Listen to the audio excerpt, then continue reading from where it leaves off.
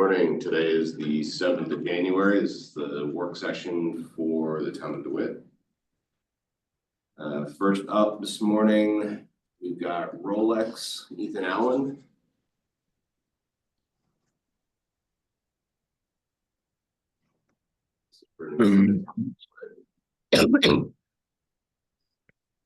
So I do have the newest plan. I just joined the Zoom if you want me to share it. Yes.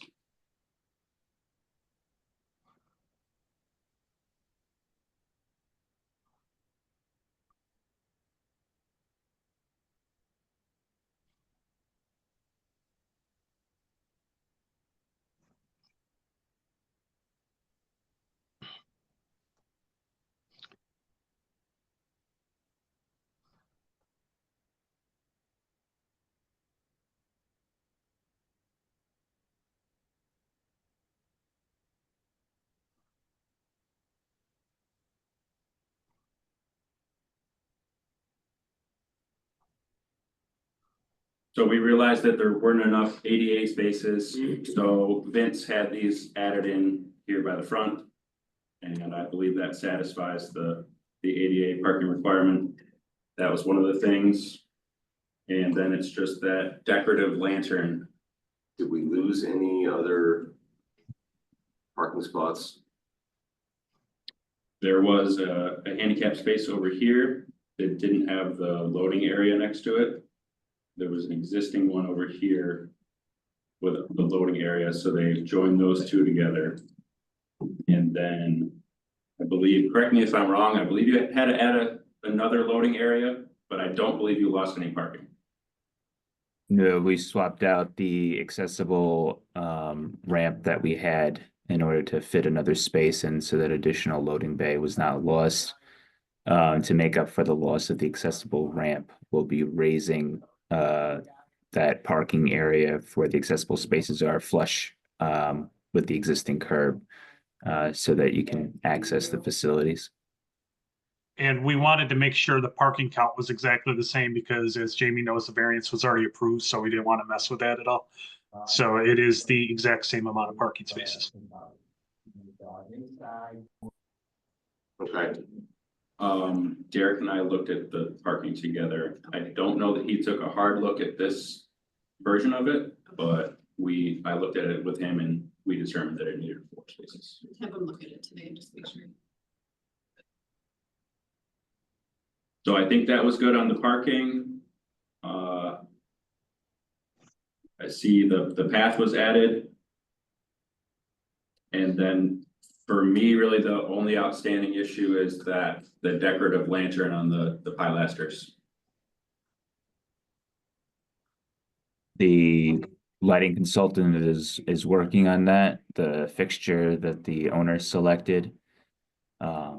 We just have to customize it a bit, and we'll have the approved plans in Eric's hands, hopefully by end of day today.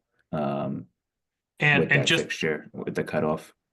Yeah, just with a note with the cutoff, it will not flood. And where those lanterns are located, they're on the edge of town land and DOT land, so it is not any residential property or anything like that, which obviously the light was intended, but it's not going to flood over there anyway. So where they're located, it's away from any residential area, so which is good. So it shouldn't be an area of concern, if you will. It's just an area of detail that we have to fine tune. So the cutoffs are just pushing the light straight down. I mean, I'm thinking the one on the east side there on that wall, right? It's just pushing it straight down, or is... So right now, I haven't seen the cutoffs yet. Right now, it's just a lantern that has an exposed bulb that you can see. Right, so that's if you have a cutoff, you're trying to cut the light source off. That is correct. It's intended to direct it so it doesn't go beyond that property. That's what it's intended for.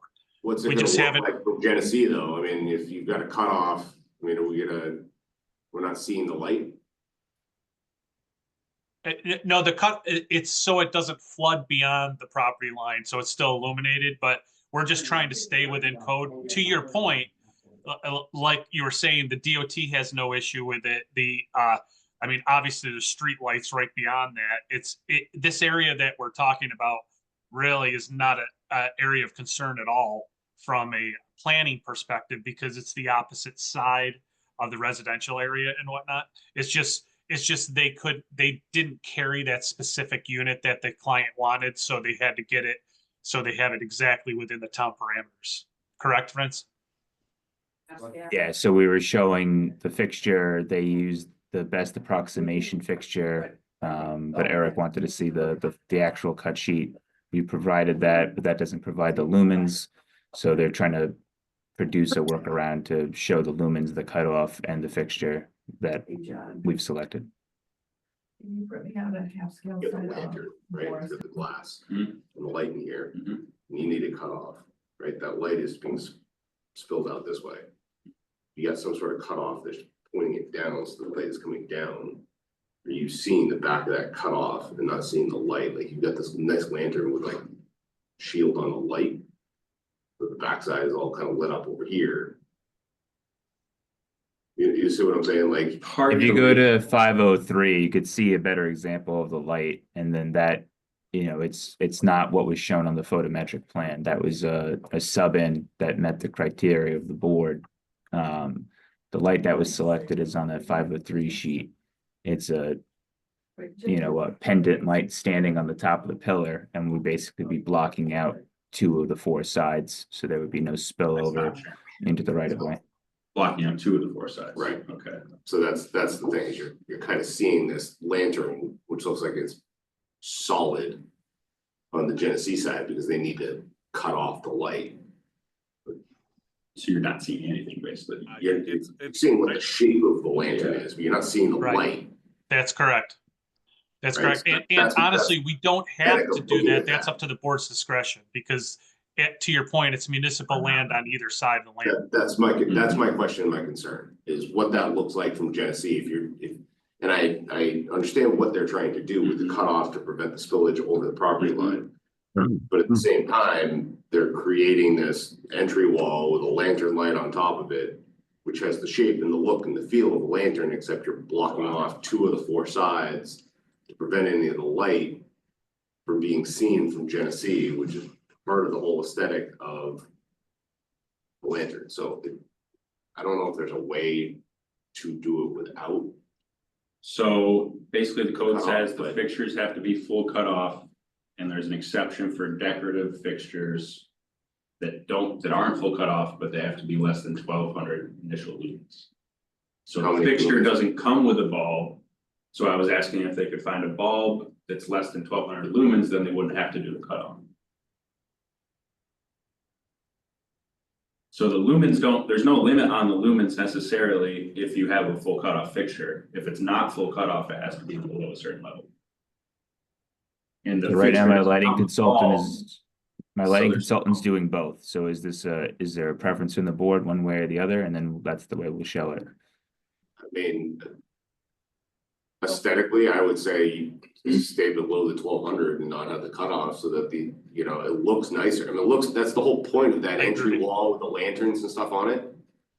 I think if you put cutoffs on it, it's just gonna look like you copied together this light and stuck it on top of the wall. It's gonna look terrible, but it'll look silly. It's gonna look stupid. So stay below the 1,200 lumens so that you can utilize that aspect of the code. We're okay with that. We could adjust it accordingly. That was my concern, is it just. Yeah, no, it's gonna. it makes a good point. So Mark, do you have any comments? Are you good with that? Yeah, can you hear me okay? Yes. Okay. Yeah, I mean, I think you've got it. It's less the cutoff issue here and more the fact that it's an exposed bulb and it's not a full cutoff type fixture. The concern would be with, Eric, it sounds like you're asking him to provide a bulb that's less than 1,200 lumens. That's fine now. Then when the bulb goes out, they replace it with something else, and who knows what it is. what, Can that be a condition of approval that that bulb? I think it would be, I right? mean, it will be a condition of approval, but it'll be difficult to enforce. It's gonna be on your code official to Go check the bulb. Mark, Mark, I wouldn't what I mean, right? overthink that point because quite frankly, under maintenance, someone could technically, change the fixture at the top and you wouldn't even know. So I would suggest what Jamie said is just say as a condition of approval that that light fixture has to be under 1200 lumens and then it's recorded. Well, if it's on the drawing, it's 1200, it's 1200, right? You don't need an extra. Oh, yeah, no, I'm saying that, but practically, I guarantee you have probably 5,000 businesses in DeWitt that, they change their light fixture. And I guarantee you, they're not going to the planning board to change their light fixture on the top of a column. So if we put it in the condition of approval, then it's always fixed there, and that's your best safe gate from a town's perspective, is all I'm saying.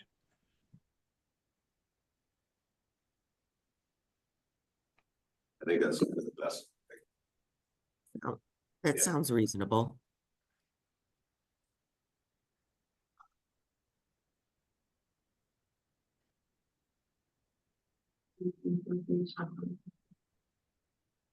Nope, if you guys are good with the path. Yep.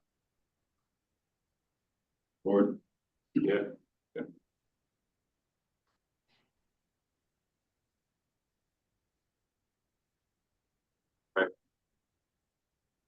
You want to hear it So that after? Or- I think it's just, it's a, the turnaround easement situation it needs to be filed, correct? That's,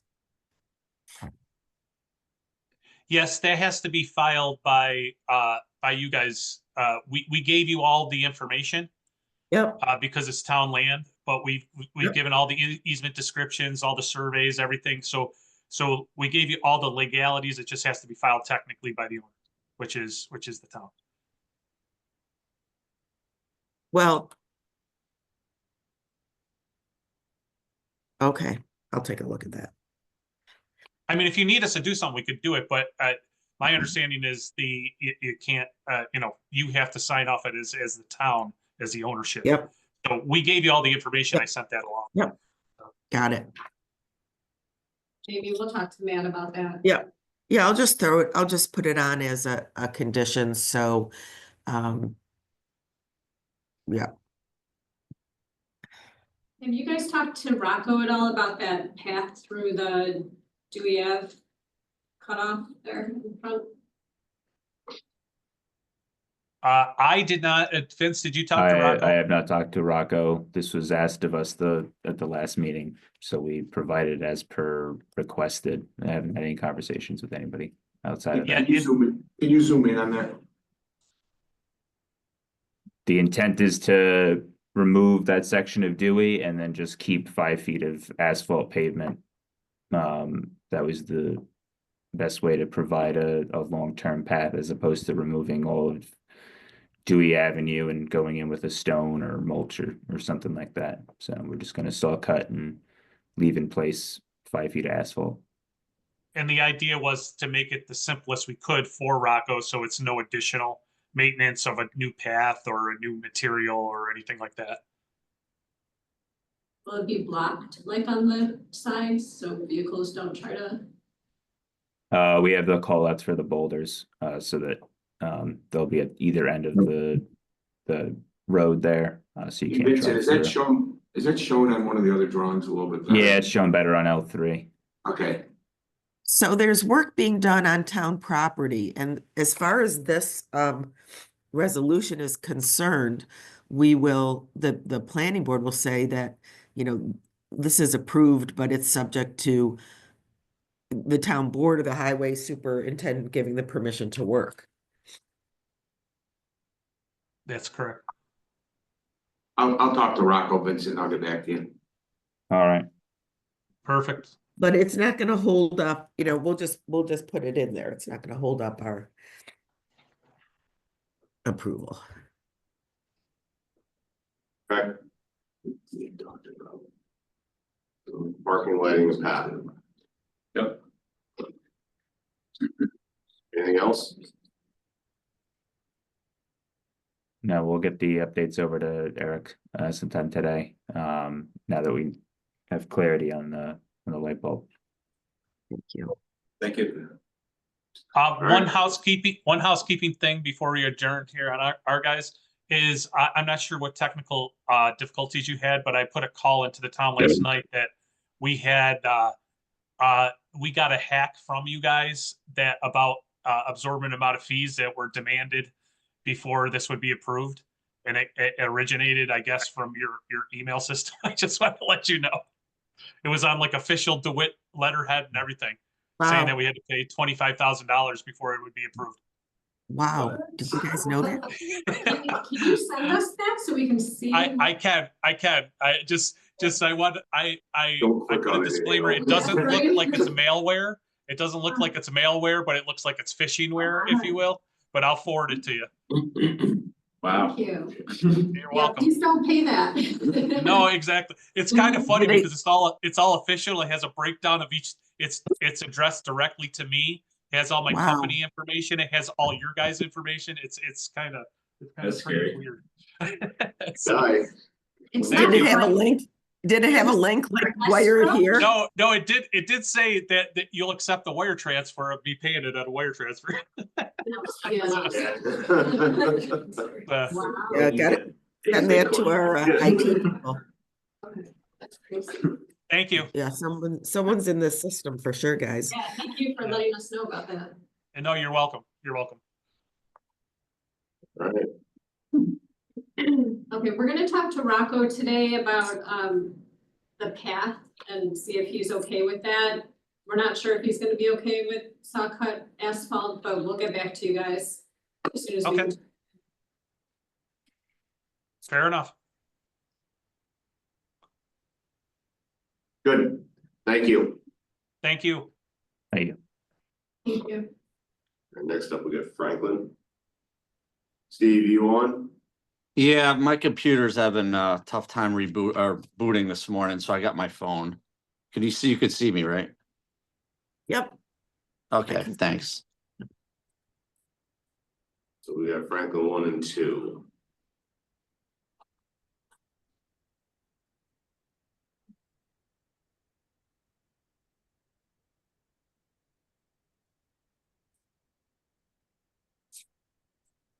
Last in front of us back in October. Do you want to give us a brief overview of your updates since we last saw you? This is. Ed, do you want to do that? I can give a quick update. We received comment letters back in, maybe it was November, and we addressed the comments contained in that comment letter, and then resubmitted. And a lot of it was really addressing the zoning table and charts and whatnot, and adding drainage easements and other easements to the plan. So that's really where we're at. So their new proposed lot lines are different. They're a little, we did amend them for to comply with the zoning requirements for lot coverage. So one of the lots kind of jogs behind the other one to try Right. to. Yep. More Yep. open space on it. Yeah, if you go to the overall, you can see that, the overall plan. So we don't usually approve weird lot lines like that.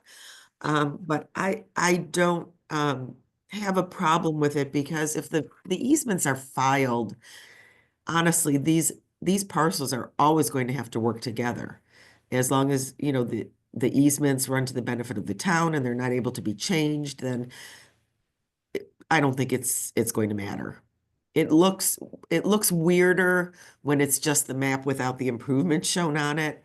When you see it here, it's like, okay, it doesn't matter. That's my opinion, unless board has any different opinion. Parking easements, are they all in place? Have you seen those, Jamie? I have seen them, but I have not reviewed them. How's that? That's fine. I mean, when you look at this kind Yes. of odd lot shape, and I don't disagree, gotta work in Yep. tandem. When you have that thing of like 7 parking stalls, it doesn't have kind of a clean line of Right, To the right is, 812, to the left is 810. You got these 7 spots that are kind of just who owns what isn't very clear. which So, spots are you referring to, Nate? What- see the what- the The 7, parking spaces. no, directly above 812, Yep. where that lot line jogs. Oh. And that, Right there. like, Yeah. the jog mid parking lot is done to allocate those 7 spots or whatever to the 810 parcel for the parking count numbers. Right, but as long as we have a cross parking easement, we're gonna be okay with that. And that's all that I'm looking for, is that you've looked at, Yeah. you've seen it, that, Yeah. there's not gonna be some dispute over who's parking is whose, because there is no way to delineate 810 versus 812's parking. It's a straight up parking lot that applies to both parcels, basically. Right, and now that we have, the one thing I need to look at is how the lots are defined and make sure that they make sense. And what's our total parking? It- Count.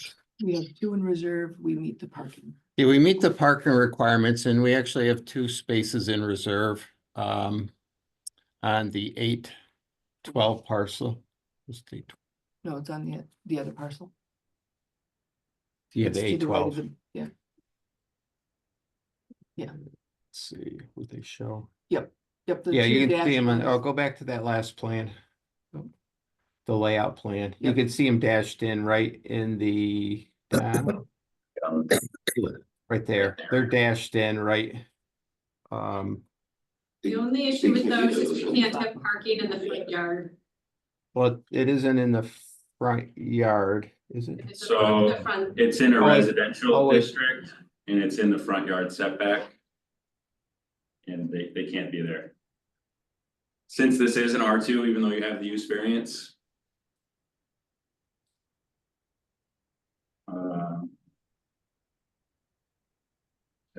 In residential So we're- districts, no parking shall be located in required front yard setback.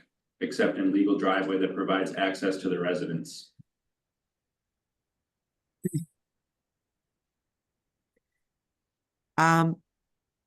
So let me review that because it's not a residence. Right. Yeah. and So, So But we're, they still have to meet comply with the that. 20 feet from the. yes, but with the parking remember, requirement. it's the parking to the residence though. That's the weird thing, Alana. It does have to comply with the underlying zoning, but that doesn't make any sense. Like the reading of that doesn't contemplate, No the use parking variance. except in a legal driveway that provides access to the residence. Right, so no parking Residence. except in a legal drive that accesses the residence. So the except part takes out the second part of that statement, right? And the first part of the statement says no parking in the front yard. Correct. That's how I would read that. Well, Ed, we don't need them anyways, right? If, We don't need yeah, them. they're just reserve. But you can't have reserve parking in the. Oh, we do need it to make the Right. parking, to make the parking count. We do need them. Thought they were just reserve, but that, Yeah, but if you ever needed them, we could make you build those. I mean, reserve let- has to be parking that could be real parking at some point if it needed to be.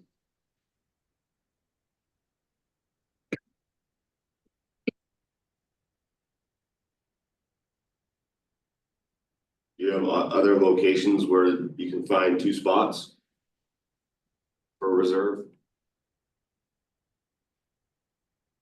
Oh, boy. we could make one dumpster area, I guess. It's just office trash. Weren't you over 2 spots? So are there 4 parking spots in the front there? I can't see because I'm on my phone. There's 2 in the front.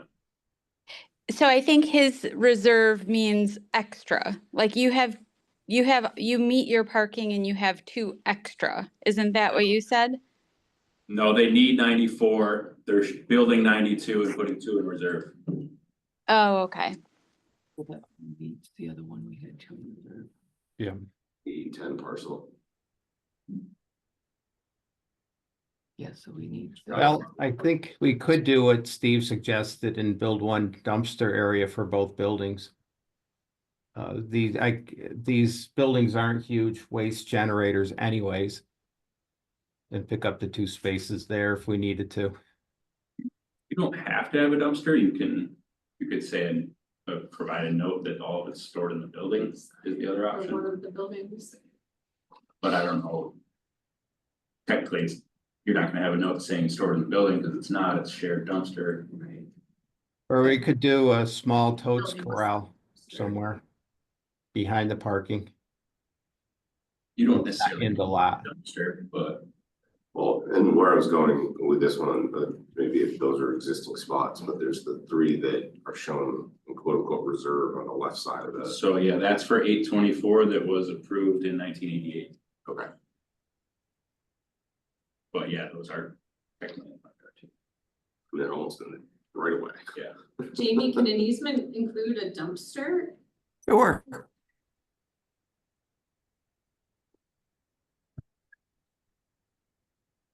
Yeah, we could do that. I mean, that might just be the cleanest way to do it. Provide 1 dumpster for the 2. Anywhere we have 2 buildings on one parcel, we always have 1 dumpster pad. It hasn't been a problem. We have 4 buildings on Fly Road, and 2 and 2 share the same lot. And we only have 1 dumpster pad. That might just be the cleanest way to clean it up. Yep, It would just need to be part. Again, we Can know we- these buildings are gonna always have to work together because of the restriction on the parking, so that's just another. well, could it be Cross- that we build the 2 dumpster corrals and we have our reserve parking at the dumpster area, so if we ever had to build the 2 parking spaces, we take out the dumpster? You're saying having 2 dumpsters originally? And one of them would have the reserved parking on it? Yes, And then you would remove 1 dumpster and they'd share a dumpster if you needed to build it? if we ever had to do that, yep. I'd prefer the other. Yeah, way, because I mean, I think it's cleaner. yeah. Okay, I would- just because what would have to happen at that point in time would be a new cross-access easement, or, yeah, that would be overly complicated, I I think. just couldn't imagine that we would have to build 2 spaces Right. at some point, that we would be that close, that. I understand. But anyhow, if it's 1 dumpster, it's 1 dumpster, right, Steve?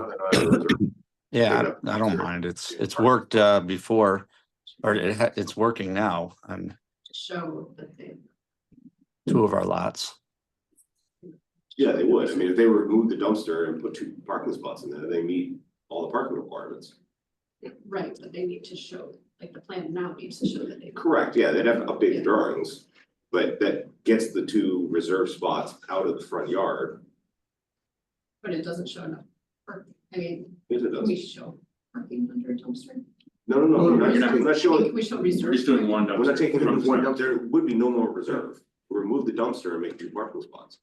So there's no reserve. Oh, there's I no see what reserve. you're saying. They meet the Right, if we requirement. do Right, it. so they Okay, straight up sure. meet the requirements, Yeah, yeah. gets the parking out of the front yard, Yes. there's a 1 dumpster enclosure for the 2 buildings. So, okay, is it only 2 space? That space on the left there? That You're looks not like seeing it's the in whole front. drawing. There's So that's, a mirror image on the other side of another. yeah, that's 824, that building's already existing, it's not. Right, but the other building, 810, is it? It looks like 812. there's a parking spot in the front yard there too. That's from the other, that's 824. No.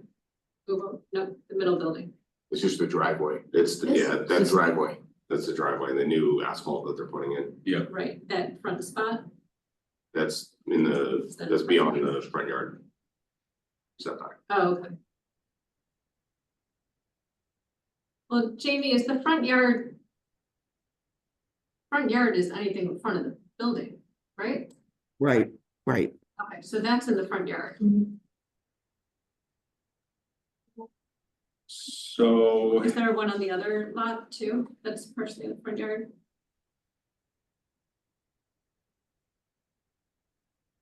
yeah, there might be, that's technically true. You're just saying anything that's prouder than nose of the building? Yes, that's in the front. Right. That's that's how we define it. All right, so those two are the front yard also. How far are those buildings from the property line? The minimum they can be? We can move those to the face of the building or to the front yard if that's what it's gonna come down to. I mean, I wouldn't even move it to the, I would just move it so that it's in line with the edge of the parking, so that the parking stall is no closer to the street than the building. Yes. I do wanna, I Does would this wanna still make hold the that setback? building back as far as possible. Yeah, does that make the setback still if you do that? This is like Yeah. pillars for an overhang, so that one does meet. They have, these buildings have overhangs that are very close to the front yard setback. We don't show them dashed in. So we do show them dashed in. Yeah. Yeah.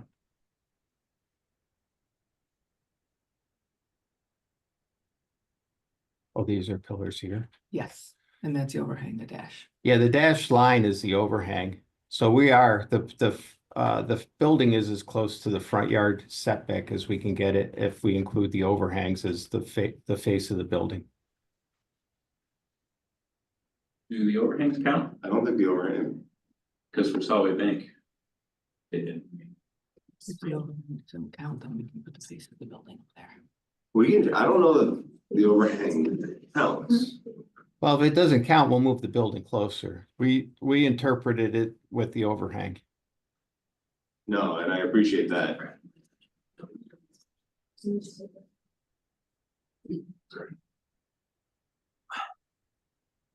So our parking is in line with our overhangs.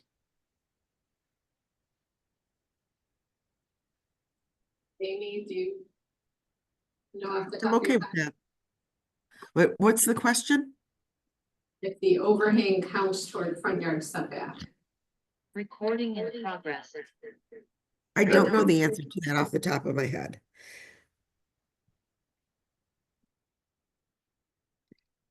Where do you see that where it defines front yard versus front yard setback for parking? I don't. We're gonna- Because the only thing I'm seeing is no parking shall be located in the Well, required the front yard front- setback. The front yard setback? Yeah. Yeah. To me, it seems like it would be the setback. Oh, the setback, okay, Front yard. Okay, that's great. Yeah, I would have thought it was. that works. Because for all non-residential districts, parking may be permitted between a building and street, but residential, no parking shall be located in front yard Perfect. setback. Okay, you're good. Great. All right, don't move the buildings. Yeah. And don't change the parking. except for Setback, the two reserved words spaces. matter in the setback, got it. As long as that parking is beyond the front yard setback.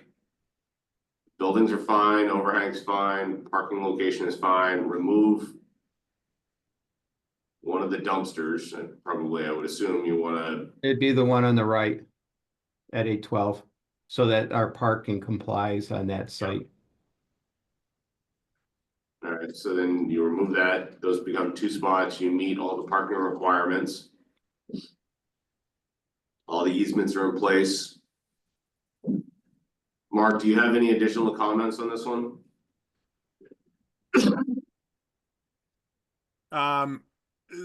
They've got to do some more soils testing, but I don't think they can do it this time of year, I guess is the unfortunate part, so. To be able to confirm their stormwater design.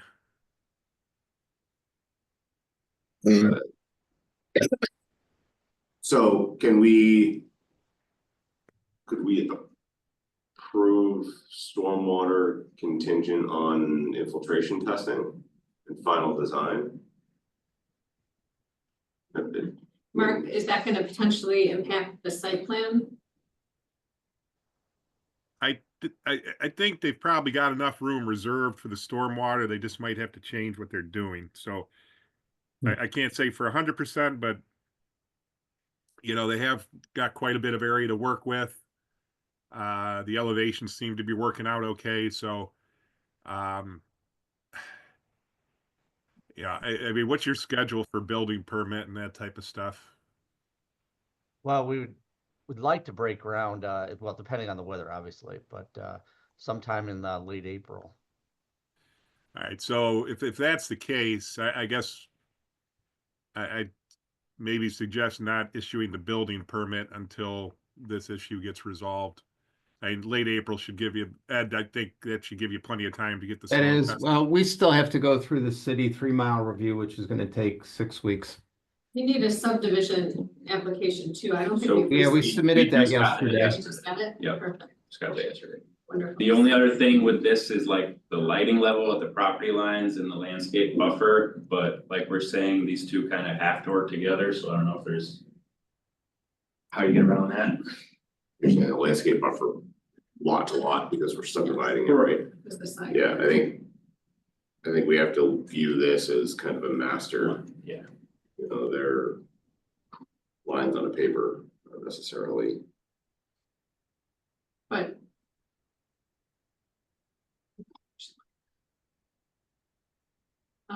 Is that something we can wait without doing the variance? I'm not sure if it is. Jamie? What's, again, what's the landscape question that's being buffer. dis- So there's supposed to be a Sometimes. 10-foot landscape buffer at side yards and rear yards, and then you're supposed to have 0.1 foot candles at the property line of light. But these are kind of joined together but separate, so it's a funny situation. Yeah, it's gonna need a variance. But we're getting a parking easement between the two properties, Yes, but we still But- need a variance. right, because you've got a 0 lot line.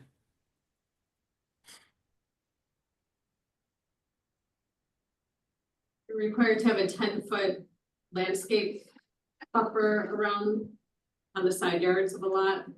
So that's the issue we're running into.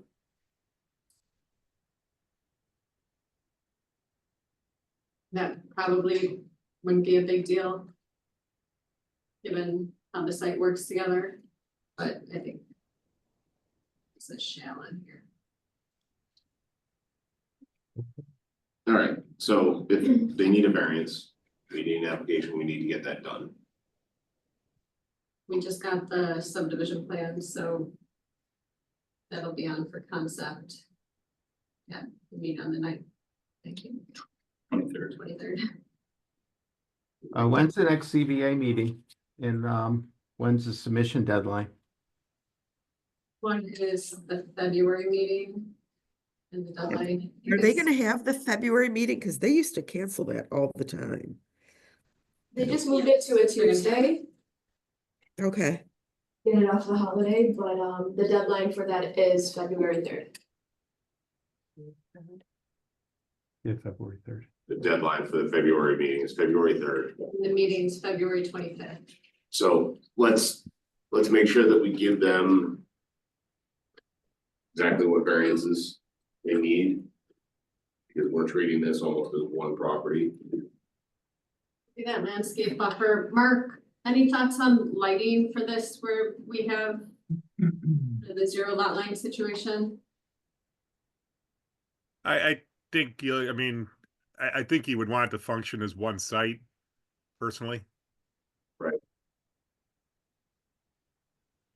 So almost treating the outside property line as the property line and that Yeah. dividing line between the two of them doesn't really show up. Yep. what do you mean? You know, that you're looking at, imagine that the property line between the two parcels doesn't exist. How would you treat the Right. lighting plan Oh, as a got it. singular property? Yeah, I mean, that's up to you guys. Obviously. I agree with Mark. I think that's the cleanest way, and it makes it feel and look like a business park.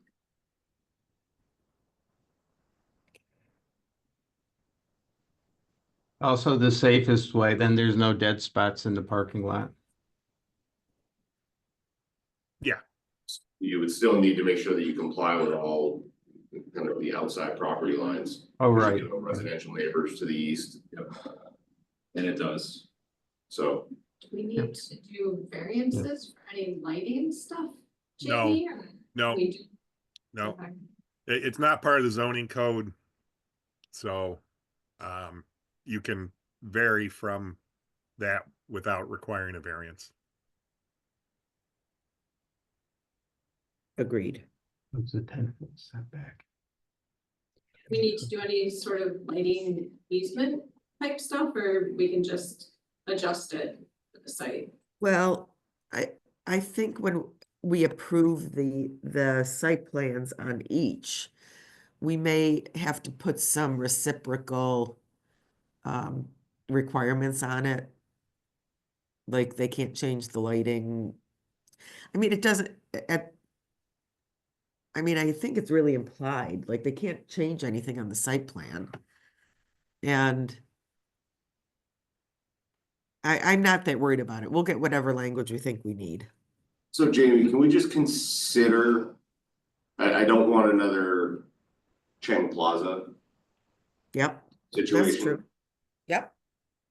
That it has to kind of, the two parcels have to work in tandem.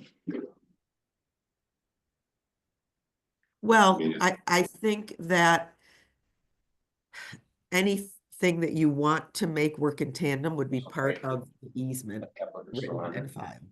He's okay with it, so you wanna tell us? Say that one more time, Jamie? Anything that we want to absolutely require be in tandem should be in that written easement. Right, so I Like think, you know, there's a lot of reciprocal easements on a lot of office parks, and they have a lot of stuff, utilities, accesses, drainage. You know, anything that is reciprocal and works, that we need to work for both. Let's talk about putting in a written easement, because the. well, a and that's what person- I'm thinking, like, if we take it so far as, you know, down to lighting, materials. I mean, I think. Well- You had said that these buildings all kind of work and look the same, right? So are we gonna allow owner J that comes in and buys 812 down the line to just modify the building exterior to be whatever they want? Or? I guess we I mean, can't. we could put it in that easement and make it an easement and covenant.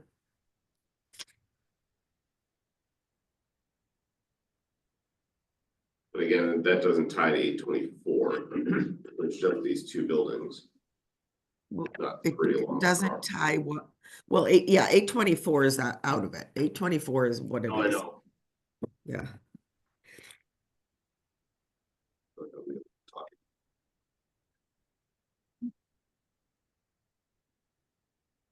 The landscape area, but yeah, I think they. So the only variances that we need to ask for is just a landscape buffer. Yeah, and I think that'll be an easier variance than lot coverage Right. and how the parcels work together. I don't anticipate that would be a big lift.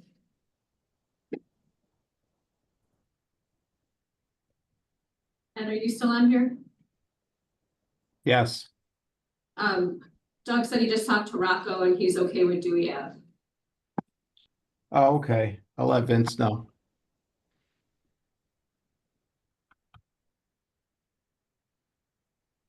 Any other questions or thoughts from the board?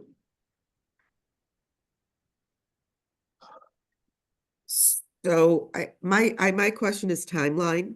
Yeah, that's mine too. Knowing that we can't get a variance before February 25th, and we're gonna have a 4 to 6 week delay for the 3 mile subdivision review by the city. We're, So You let's can't get just, until the subdivision plan gets approved, right? right, and the subdivision plan can't get approved without the variance. But we can do it right after that, but we need to can make start sure. reviewing- We can start reviewing the subdivision plan. We just got that in, so we could have that on the concept at course. the next meeting and start to Sure. get that moving so that it's ready to approve after the variance. Yeah, and let's, you know, as a board, talk about what, if anything else, we want in the cross easement agreement. Yeah, so To make we sure have a that everything meeting works on together. planning board has a meeting on February 27th, which is right after, 2 days after ZBA, so if everything That's is fine. totally ready to go, then. Yep. we'll move around quickly. We can work on that. So we get the variance, the 27th, we deal with the subdivision, that subdivision.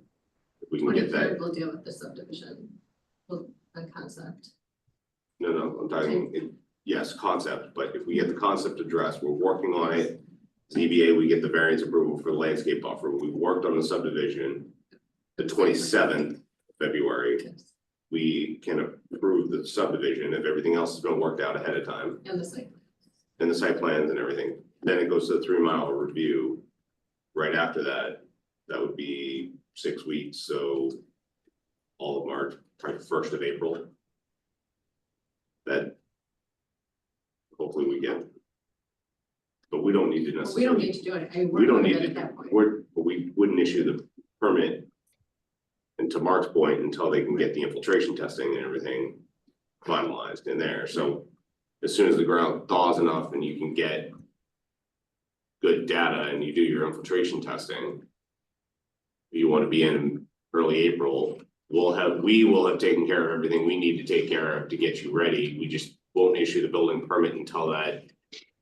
The infiltration testing and the stormwater design is finalized, once it's finalized, we can issue the permit. That timeline-ish sound fair to everybody? Works. Works for us.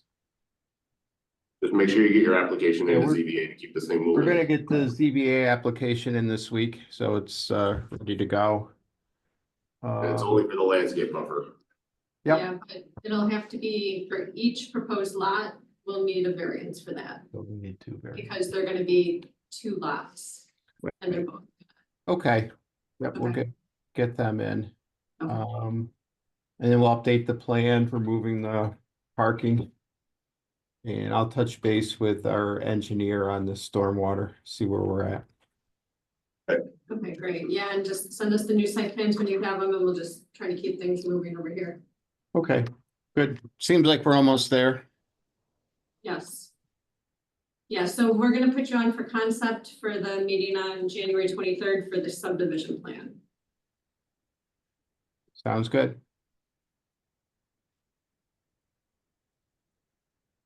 Okay, thank you. Yep, thank you. Yep, Thanks. Thank you. Bye.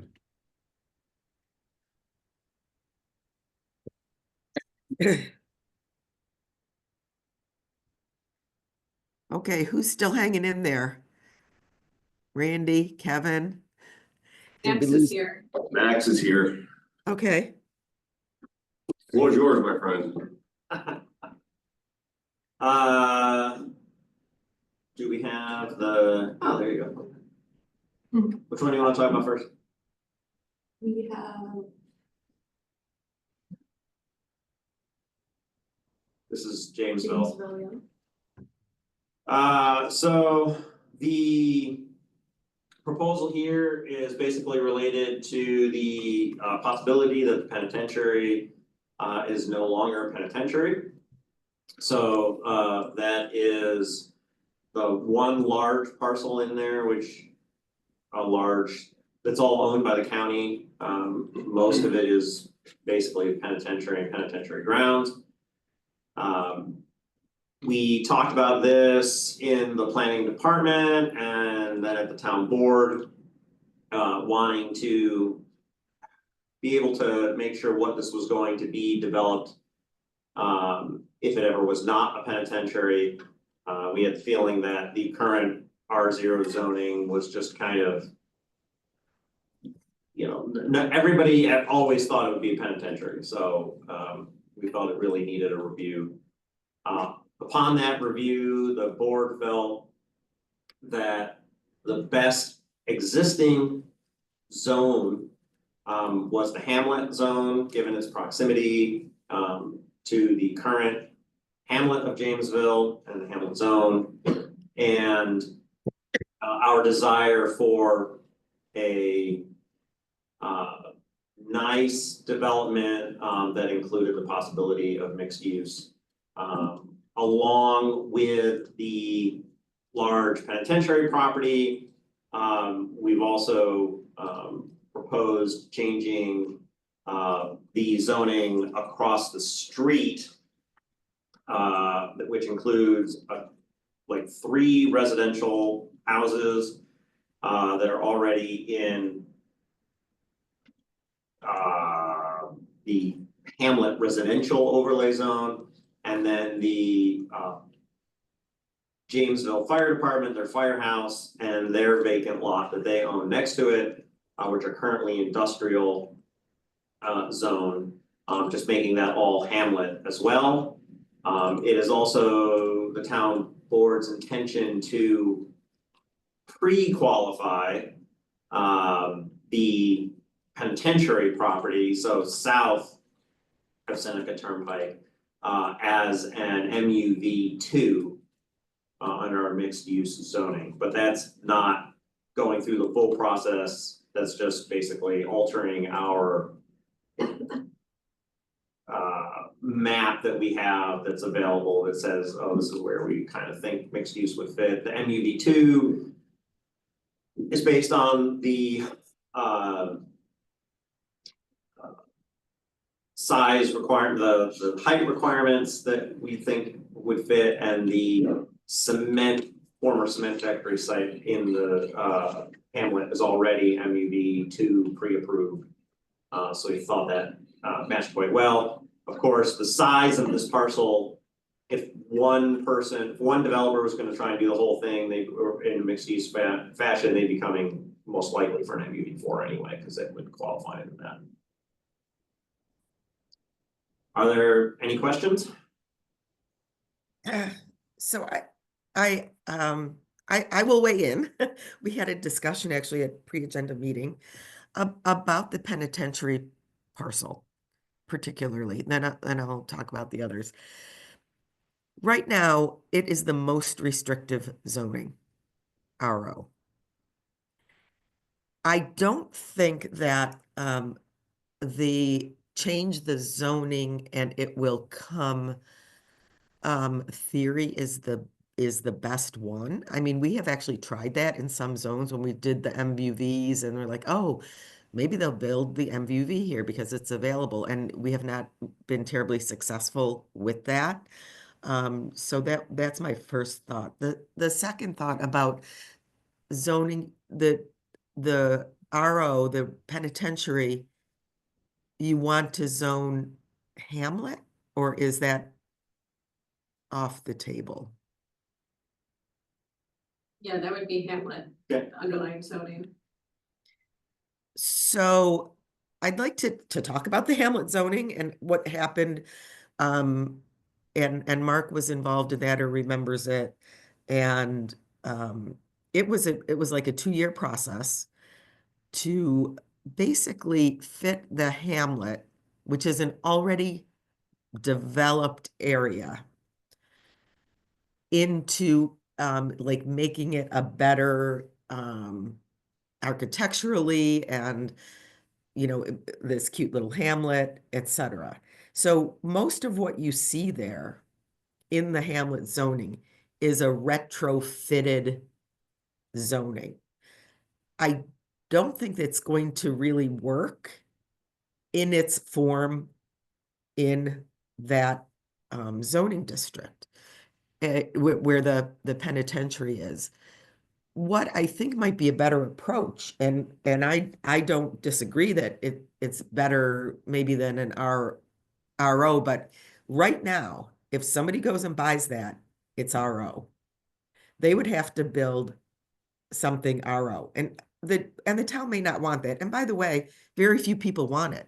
Probably somebody would come in for a cluster development if they want to do residential.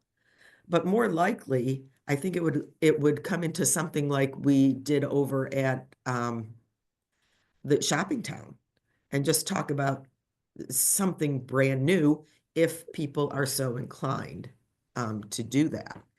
So I think that the town is most protected Because this is what we don't want them coming in, someone coming in doing willy-nilly whatever they want, or something being forced by the county. It's like, our zone's RO, deal with it.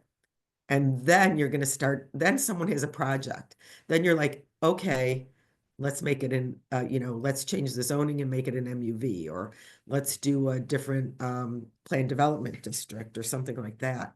So I understand the concern, but I think it's best protected as it is. It's extremely protected. So the issue with that, Jamie, is that it may be protected from some things, but the most, the thing that the town board specifically does not want is RO. So it's allowing the one thing that we really don't want. Town not? Just does not want large scale, large lot residential development. So that's I the don't issue, think- is that the one. I don't think that, I don't think you're gonna get that. I understand it may not come, but we're not protected from that. So somebody comes in and does say that's what they want to do. And I wanna just make sure I get a grasp of Mhm. why does the town not want single family, large lot development there? With the housing needs that we have, this is a large area where we could put more dense housing. We're trying to be a little bit more denser development than just, 2-acre lots. Going up in this area, this is an opportunity of one large space where more, like Shopping Town, where more mixed use could come in, where we could, one of the nice things that is about the Hamlet zoning is that it does, right in there, talk about, an emphasis on, walkability, which is something else that we, Yeah, I mean, that's we're focused on. embedded into the MVBs as well. So that's where I'm going with the understanding of why the town doesn't want the single family lot development is to increase the density, to increase the walkability, to create that village feel. Yeah. There is That's that what big hill there, but it's pretty close to the hamlet. Like, Right. you could connect it with sidewalk But and I'm not sure that making this hamlet is the appropriate way to do it. I think that, I mean, here's the thing about Hamlet, like having someone come in and say, now I want you to build a hamlet. Where the zoning, the way the hamlet was set up was not ever intended to be its own kind of. Well, the hamlet, when it was set up, I mean, that's a full overlay, right? It's not a district. It's a district, yep. So those are applying to each individual parcel on a much smaller scale, right there. Right. Than applying that hamlet zoning to a large, I don't know how big that parcel is. So. Cause how do you, I guess, how do you apply that to a full giant parcel? Well, I mean, it's the same issue with an R0, how would you apply that to one? I mean, anything going in there obviously would have to be subdivided. Oh. Or as done as one giant project, which would be, with an MB4. Right. Which, ultimately, we do expect, the town board figured that part of setting it as an MUV2 was to, like, that aspirational zoning, hopefully, people think of it in that sense, whether it works or not, who knows? But the guess is that if somebody wants to put mixed use, they'll want to do it as an MUV4, which ultimately will leave it with the planning board and the town board to figure out specifically what that ends up. Right. What that ends up looking like. Again, the idea of setting it up as the hamlet first is to say aspirationally, this is more of what we want to see here rather than R0. I think the problem with the aspirational zoning, because that is something like that's basically what I'll call old fashioned Euclidean zoning, right? Here's our district and this is what's going to go there. And but really zoning has evolved, and that's why there's so much more of the PDD. There are some towns that are nothing but PDDs. But if you look at the hamlet zone, like really look at everything and start thinking, if somebody comes in, I believe there's like no lot size.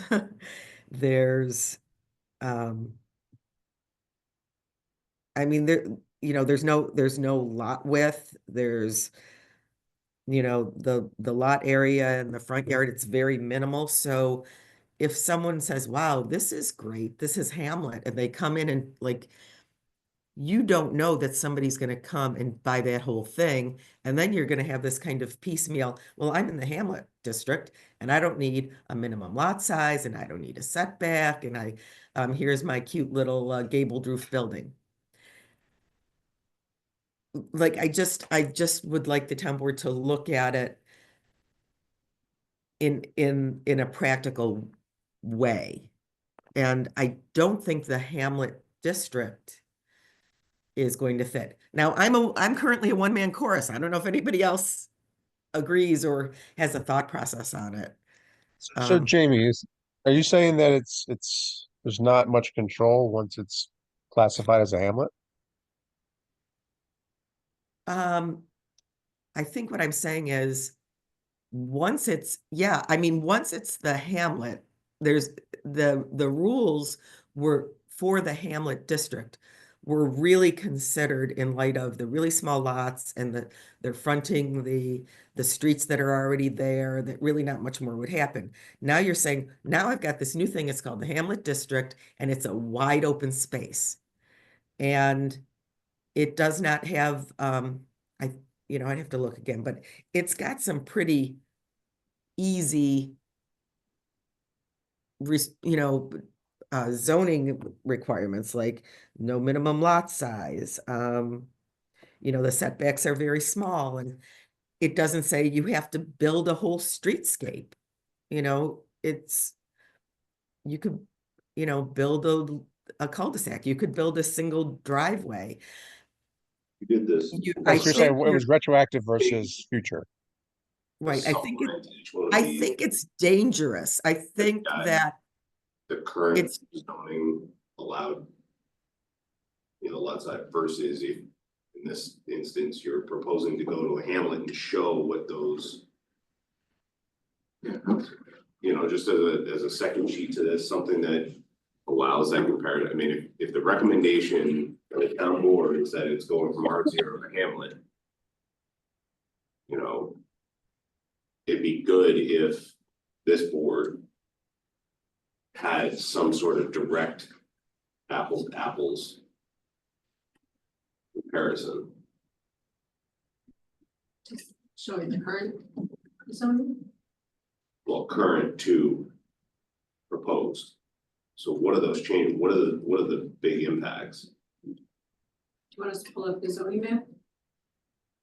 No. I mean, right now. Are you talking more about the code changes, or are you talking about the map changes? Are you saying, show us what might go there? That's my concern, is like, you're gonna have this district and you're gonna be worse off with somebody going, this is great, I'm just gonna build a little cupola house with a little thing and no setbacks, and you're not gonna get what you want to get. There are setbacks in the Hamlet zoning. Right, but right, so you can just literally build something right off the road, or a small piece, or If you're gonna subdivide it, I guess, yes, somebody could, This is all predicated on somebody coming in and leveling the. Yeah. These are real, I think they're real possibilities, Jamie, is what you're saying. The people have a lot of money, they're gonna come in, they could buy the whole thing and then just Frankenstein it, right? Like, just, I'm gonna build this and then I'll sell the rest of the parcels, and people will do whatever they want with this zoning piece. That would be a better, that's better. That's a better, I think, evaluation of what could happen. Like, here's a road. Great. Now I just need to be so far back. Now I have to have my house look like this. Is it gonna be small? I mean, it seems, it wasn't laid out with the intent that it would go someplace else and start new development. And I just think that someone, you know, from a planning standpoint, should really look at, you know, it's an aspirational zoning, but nobody's gonna be able to do it. Or if they do, it's gonna be, I like what Randy said, it's gonna be Frankenstein. And then you'll be like, wow, now I gotta fix it. Or it just sits there undevelopable. I understand the aspirational zoning. I don't think Hamlet's the right thing. But So Hamlet isn't the right thing. What is the right thing for something like this? I guess I'm not clear on. well, I haven't gone that, I haven't thought that far into it, but I think as far as it being RO, I mean, right now there's a big, huge penitentiary on it. Someone's going to have to level it, you know, to do RO, or, you know, I mean, it's a chicken and egg thing, really, to me. So Jamie, what can I build with RO? What's RO versus R1? I'm sorry, say that again. What can you build with RO versus R0 versus R1? Well, the RO is single family residential, 1 acre lots, basically.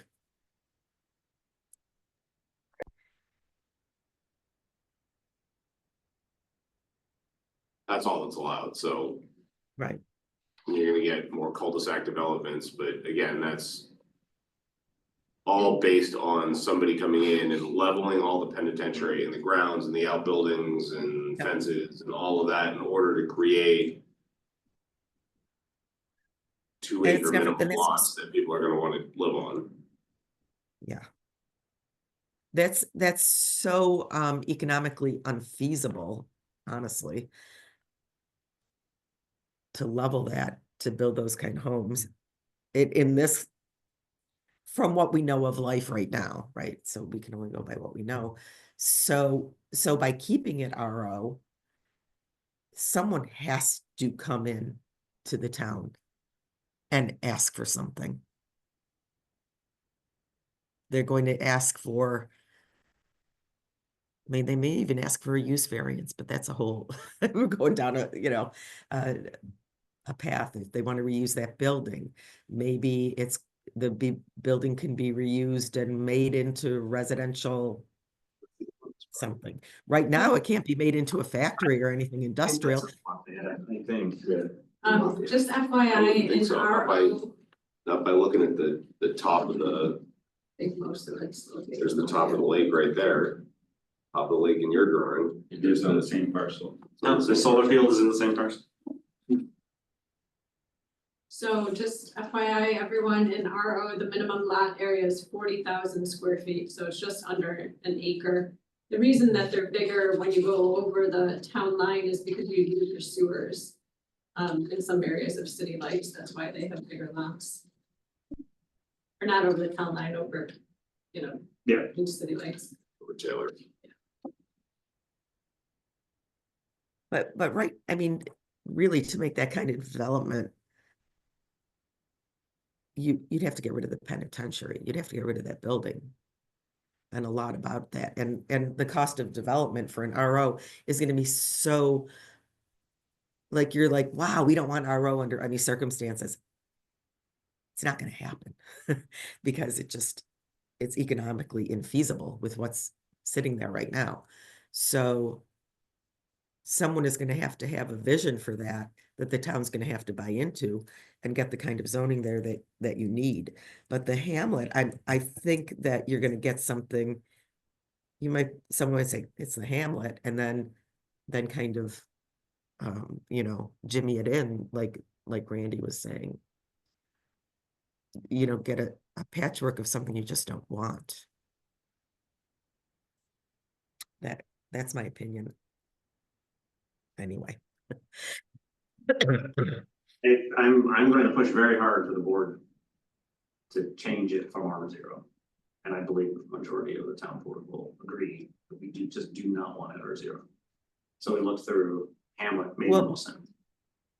Well, So, what about some other zone other than the hamlet? if you have a suggestion, but we looked through. Well, I and haven't thought that far. I haven't thought that far, but Yeah, that's an overlay Yeah, to we whatever. can't, the way our MEV is written, we can't impose it. It's written so that it has to be asked for Right. by an applicant. I mean, the town has to approve that it is an overlay area, and then once an applicant applies for it, then the town can apply the overlay to it. But and when I looked through the Hamlet, I thought it was the best option because again, it gave, you know, the mixed use and it gave the walkability, which were all things we were looking for. There are Hold on, let me definite, just, before, Jamie, what was the issue with the terminology, the quote unquote mixed use in Hamlet? Wasn't there's some, when we were doing the whole MUVs, there was something about the way that mixed use was still defined in the Hamlet that was different than the MUVs? Am I remember incorrectly? no, there is an approved site plan review use is Hamlet, mixed use within the Hamlet district. Right, but then there was a definition of mixed use. Yeah, I don't know what that Hamlet, mixed use, And I think, definition is. and if I remember, I think it was, the mixed use was you could have residential and commercial on the same property. Whereas the intent under the MUV was mixed use was commercial and residential in the same building.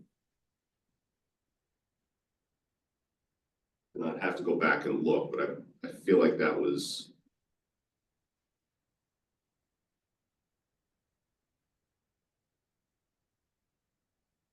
well, there's the overlay and then there's the district.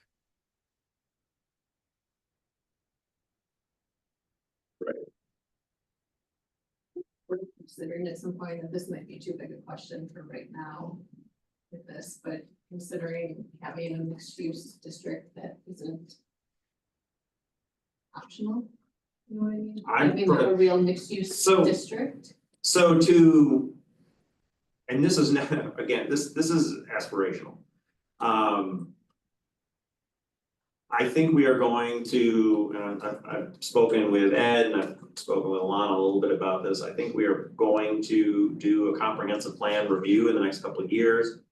Yeah. Update, given some changes, and then have that probably lead to some code changes. And probably some new zones, specifically for allowing different types of residential and specific mixed use possibilities. I think the idea of an actual mixed use zone that is not an overlay would definitely be a consideration.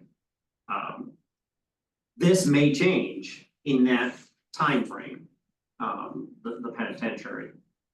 If we can write a better zone that does fit it over time. And it doesn't even need to necessarily wait a couple of years. It might be something that, you know, within that time frame, if we can think of something, if we want to put it in, we want to do it. The board's concern is that nothing is going to happen at this site until one day Ryan McMahon has a press conference and says, hey, here comes the next development for the penitentiary. We're going to tear it down tomorrow and it's going to be City Lights Part 2. And at that point, there's a proposal on the table that, oh, we want to change the zoning so you can't do that. Oh, well, now you're taking that from us because somebody's bought it and whatever. we are trying to get out ahead of the county with what we're interested in doing here. That's part of trying to do it now and not waiting, because that's how the county works, is that we won't hear anything until it's a done deal.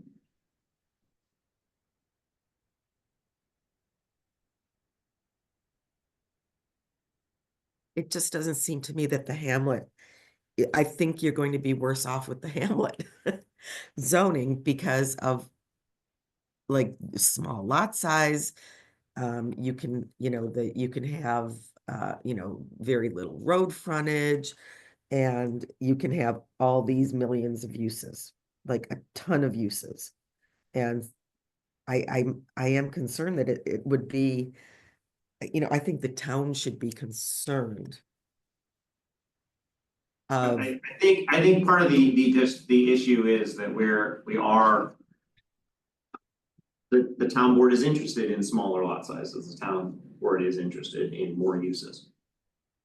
So, I mean, obviously it is within, it would be great if we.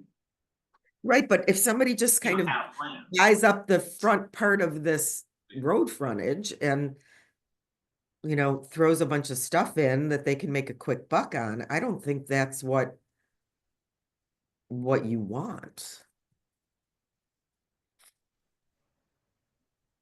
I mean, you have to look at what could happen. Don't see how that's any different from somebody throwing in a few houses on 173 that they can make a quick buck on. Yes, but you don't want that. I know we don't want that, which is why we want to change that from that not happening. If somebody put in a street frontage that looked like the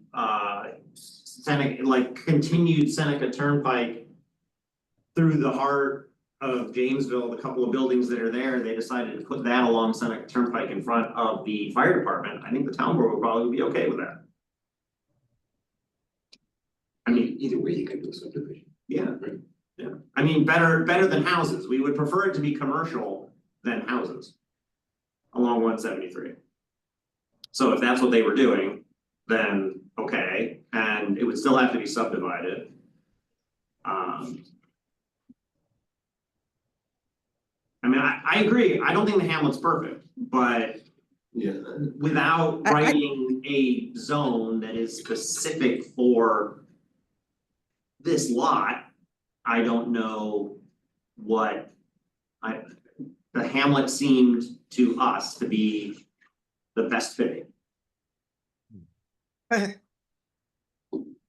I guess I would say that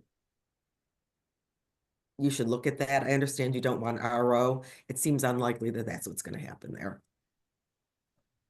But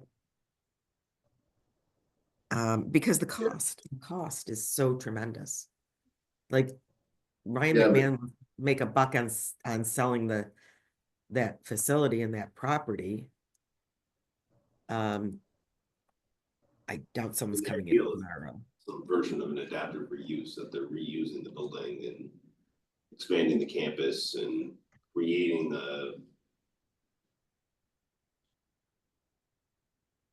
a development, a village-like development up there in some way.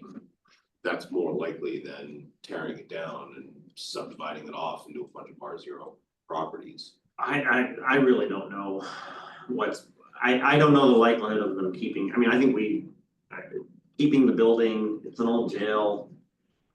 I don't know.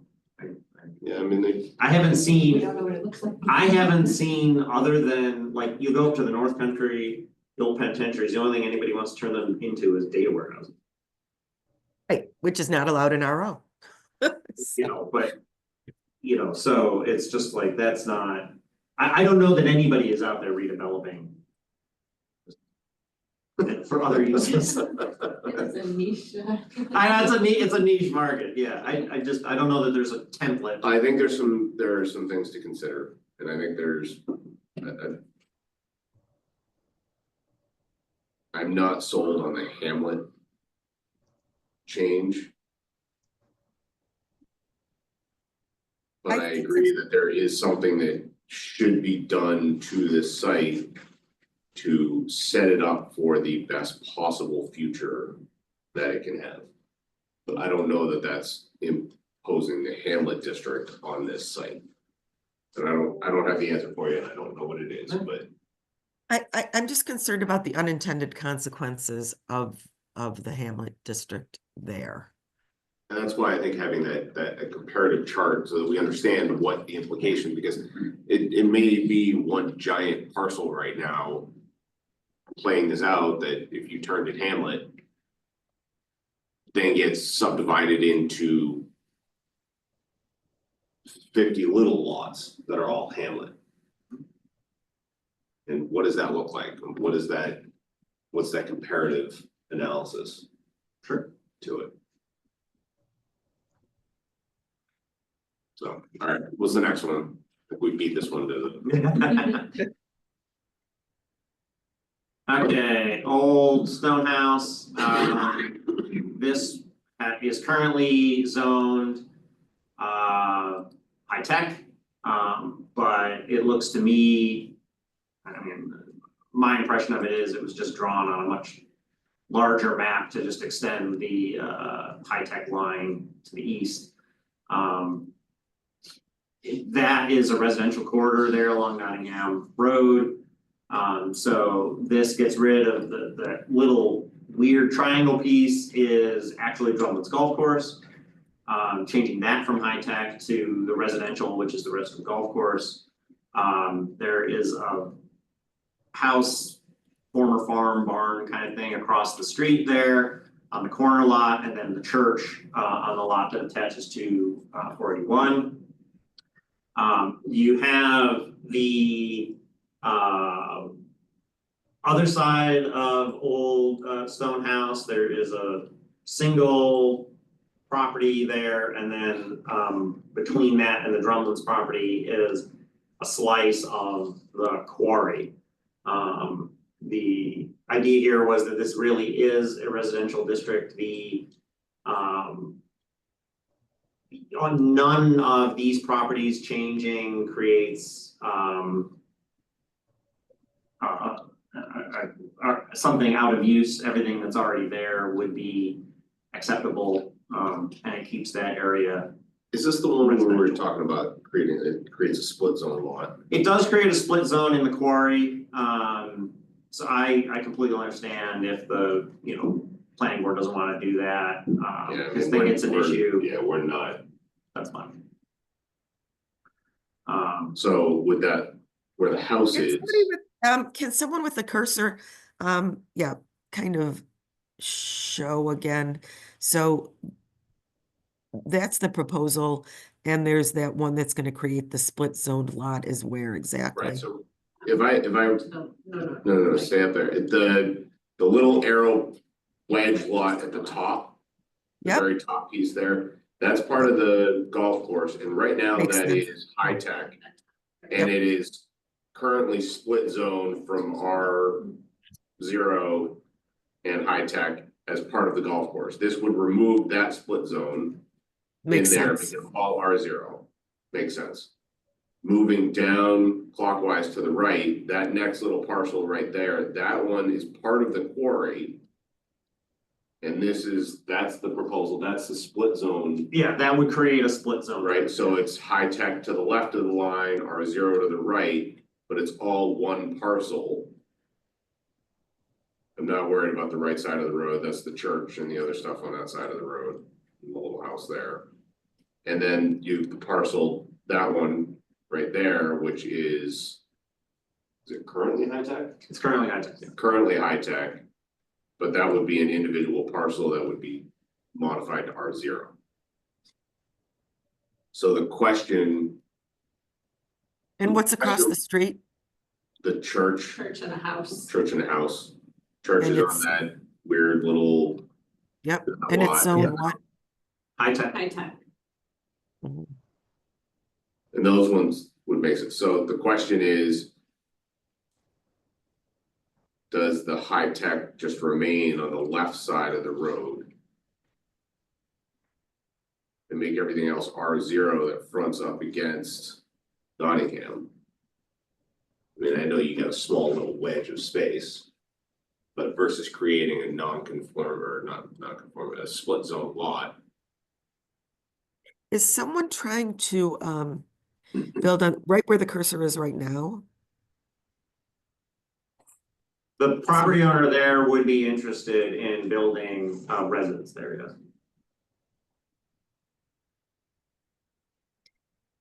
yes. How large is the lot? 2 acres.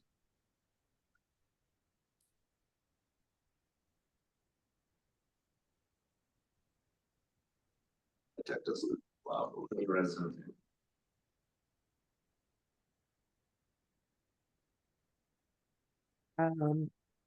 I think that it's okay. I don't think we should, I think I've said this before. I think we should touch the quarry piece, and it creates a split zone piece.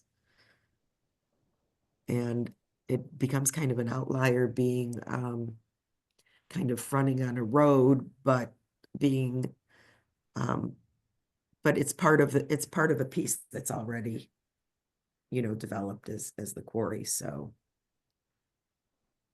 I think it's an okay proposal, other than that one piece. Are you suggesting that the high tech just kind of wrap around that individual parcel? Yeah, I mean, yes, and just leave it the way it is. It's not a separate parcel, it's part of that parcel. You get the R0 conversion of the golf course at the top, you got the R0 Yeah. for that individual parcel, and then you've got the church and the house turned to R0. So Right. you really effectively have everything on Nottingham as R0. Right, and you really don't want them, I don't think, dividing that lot off.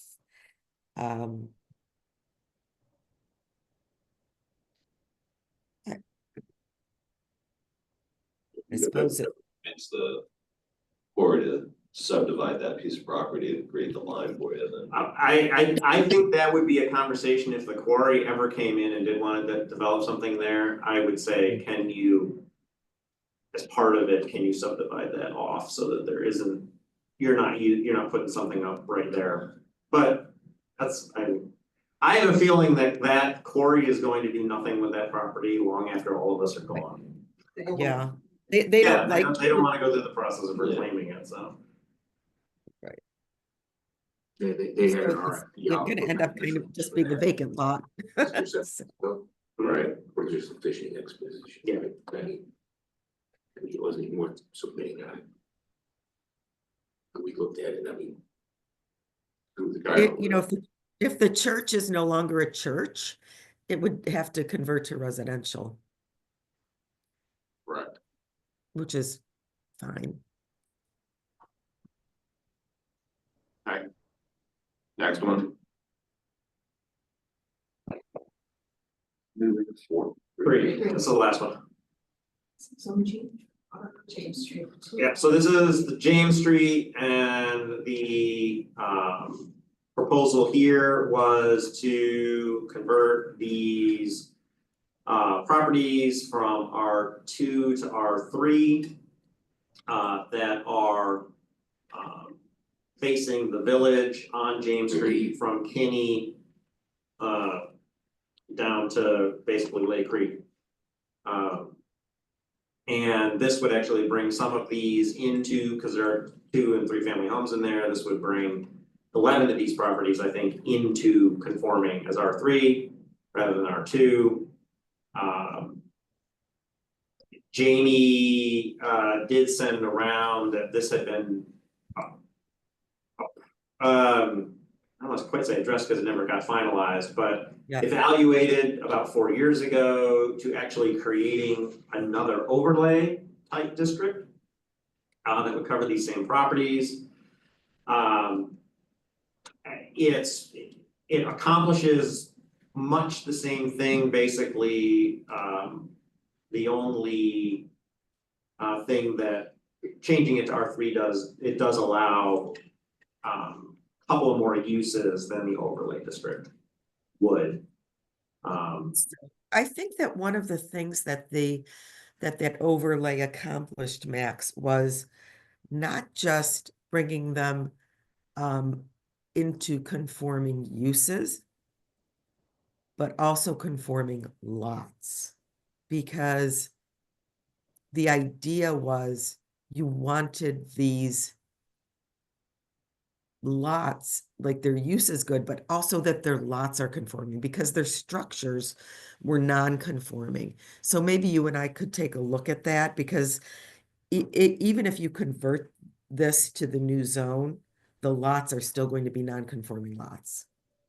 And that intended to make them basically conforming lots, like structures that were there.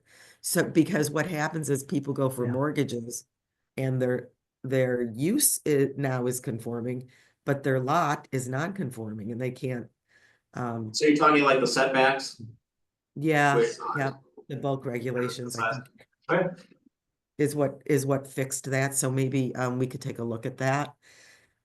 And then I'm not so, like, if all those people are happy with their 2 and 3 family, and do you really want to add the possibility of more uses along there right now on non-conforming size lots, or, it's weird, right?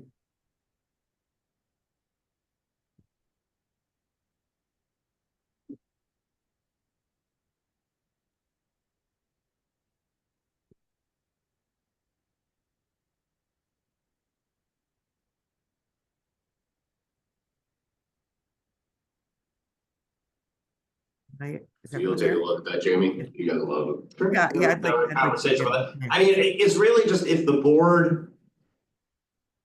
I mean, if the board wants to make if the planning board wants to make a recommendation. Yeah. Between one of the two approaches, or just to say, the concept of the 2-family and 3-family homes along this stretch makes sense, so, Right. however, and then we can, if that's what you guys, how you guys feel.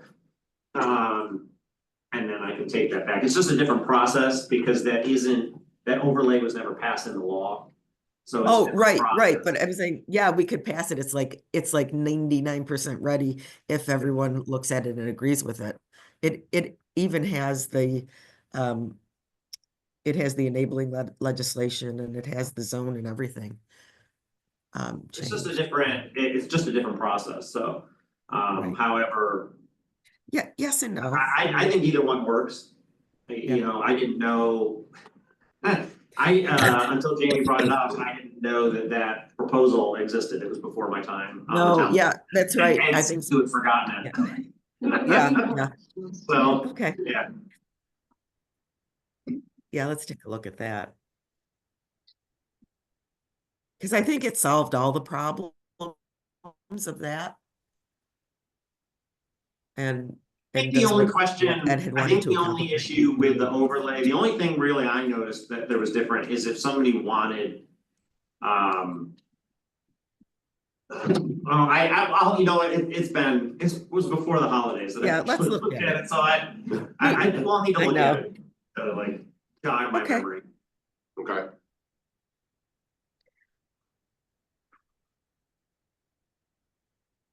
So I don't think this is on for our action until not this meeting, right? Next meeting? Yeah, so we'll put it on for the 23rd. 23rd. Right. So let's get some answers ahead of that at the next work session. We'll talk about it again. Which one is that? Well, we're talking about, 21st. yeah, the 21st.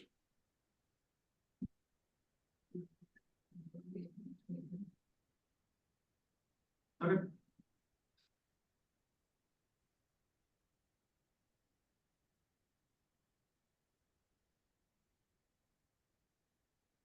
Any other thoughts from the board? And we can send that overlay around to everyone. Yes.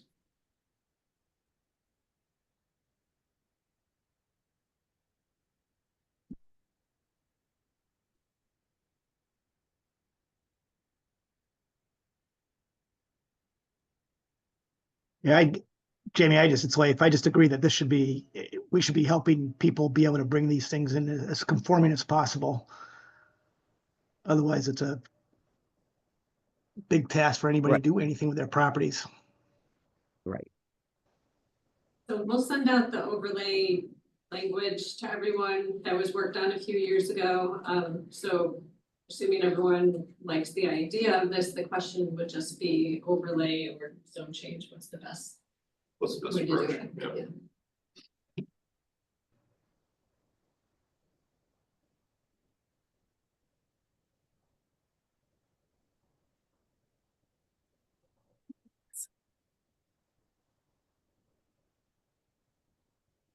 Okay.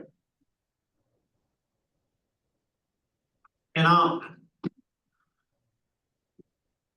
just to circle back to one thing, I will say similarly with the Hamlet district, if there was a way that Jamie and the board felt that the Hamlet zone that we currently have with a few tweaks to deal with the lot size, to basically take it from just trying to be what it was, to fit what was already there, make that conforming, and to be more of thinking about new use. The more the board might be willing to create a new zone and apply that to that area as well, but the issue just is not making it be 6 months to a year for that change. We're looking to make that change sooner than that. So if there was a quick change that we could do to the code to then apply, great. But there's something else to think about as well.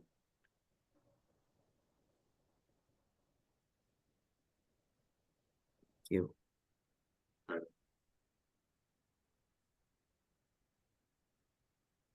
Okay. Good. Yes, thank you. All right. I think we'll close the public meeting at this point unless there's any other comment.